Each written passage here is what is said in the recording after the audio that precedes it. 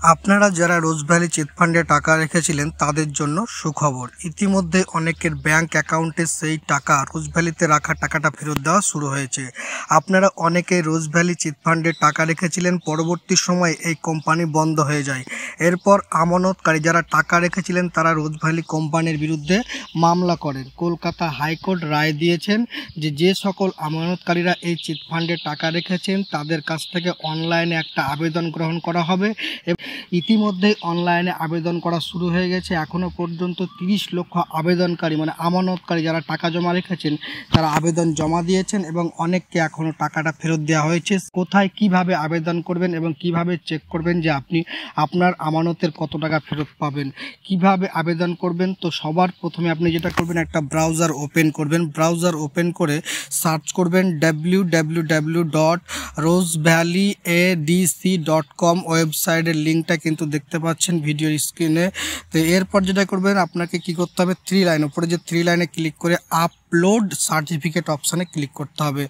3 লাইনে ক্লিক করে upload certificate অপশানে ক্লিক করবেন। ক্লিক করার পরে আপনি যেটা করবেন এরপরে আপনাকে ফুল ডিটেলস দিতে হবে, কি আপনার নাম, ঠিকানা, কত টাকা ফেরত পাবেন, কত টাকা জমা রেখেছিলেন, ব্যাংকের তথ্য এবং প্রয়োজনীয় কাগজপত্র অনলাইনে আপলোড করতে হবে।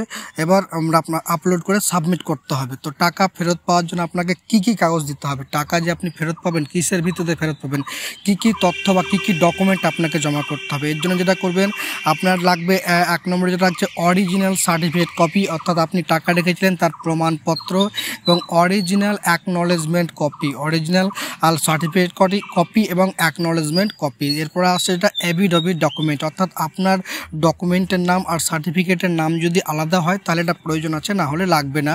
আর তারপরে যেটা লাগছে আইডেন্টিটি প্রুফ হিসাবে যে কোনো একটা কাগজ আপনার লাগবে, যেমন PAN card, passport, voter card, Aadhaar card, driving licence, যে কোনো একটা দিলেই হবে। এটা হচ্ছে আইডেন্টি প্রুফের জন্য। আর অ্যাড্রেস প্রুফ অর্থাৎ ঠিকানা প্রমাণের হিসেবে যেটা লাগবে আপনার যে কোনো একটা কাগজ আপনাকে দেখাতে হবে, passport, voter card, Aadhaar card, driving licence, electric bill, phone bill, ration card, এইটা হচ্ছে ঠিকানা প্রমাণের জন্য। আর তারপরে যেটা লাগছে আপনার ব্যাংকের পাসবইয়ের প্রথম পাতার যে কপি, ব্যাংকের পাসবইয়ের প্রথম পাতার কপি।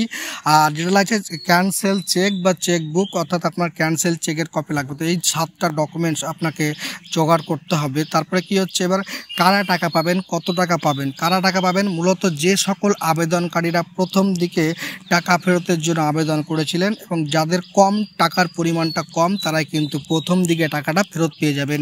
কত টাকা ফেরত পাবেন, মূলত আমানতকারীরা যেটা আসল টাকা রেখেছিল, যে আসল টাকাটা রেখেছিল সেই আসল টাকাটাই ফেরত পাবেন, সুদ সমেত কোনো টাকা ফেরত পাবেন না। যে টাকাটা জমা রেখেছিলেন সেই টাকাটাই ফেরত পাবেন। তো আপনি কত টাকা ফেরত পাবেন, আপনি টাকা ফেরত পাবেন কিনা কিভাবে চেক করবেন, আপনি আপনার জমানো টাকাটা ফেরত পাবেন কিনা কিভাবে চেক করবেন, দেখবেন সবার প্রথমে ওই একই ওয়েবসাইট www.rosevalleyadc.com ওয়েবসাইটে আসতে হবে। এরপরে আপনার কি করতে হবে, ইনভেস্টের অপশানে ক্লিক করতে হবে। ক্লিক করার পরে আপনার যে রোজভ্যালি সার্টিফিকেটের যে নাম্বার বসানো আছে সেই নাম্বারটা এখানে বসিয়ে ক্যাপচা কোডটা আপনাকে বসিয়ে দিতে হবে।